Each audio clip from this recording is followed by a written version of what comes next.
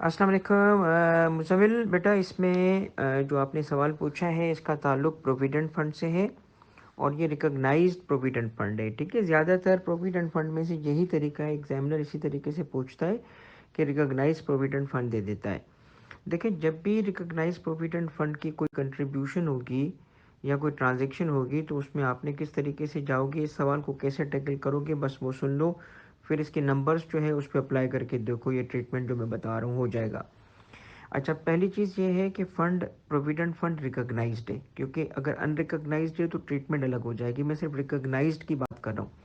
Recognised provident fund में से अगर एम्प्लॉयर कंट्रीब्यूट करता है, तीन चीज़ें होती हैं: employees own contribution, employers annual contribution और इंटरेस्ट। तो एम्प्लॉयज़ ओन कंट्रीब्यूशन किसी भी केस में टैक्स नहीं होती, ना एनुअल बेसिस पे ना पेमेंट बेसिस पे रिटायरमेंट के बाद। तो एम्प्लॉयर्स कंट्रीब्यूशन की बात हो रही है। अच्छा, अब एम्प्लॉयर कंट्रीब्यूशन जो है जितना एम्प्लॉय कंट्रीब्यूट करेगा बराबर होती है, यानी ये रूल है कि दोनों की बराबर होगी, मगर टैक्स एम्प्लॉयर्स कंट्रीब्यूशन होगा। रिकॉग्नाइज्ड होने की वजह से ये एनुअल बेसिस पर टैक्स होता है।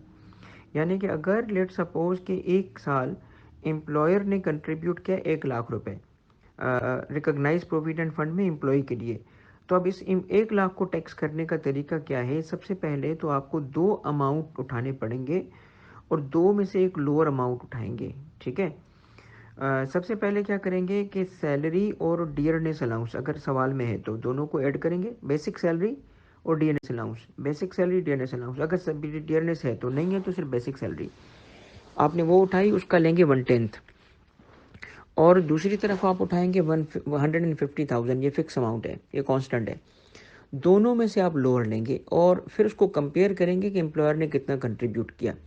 एम्प्लॉयर ने कंट्रीब्यूट किया था से 1 लाख, और 1/10 ऑफ बेसिक सैलरी और 150 में से लोअर जो अमाउंट था वो था 80,000, क्योंकि विच एवर लोअर तो 80 था। तो एम्प्लॉयर ने कंट्रीब्यूट किया 1 लाख और लोअर आया 2 का 80, तो 20 को टैक्स करेंगे, 80 को छोड़ देंगे।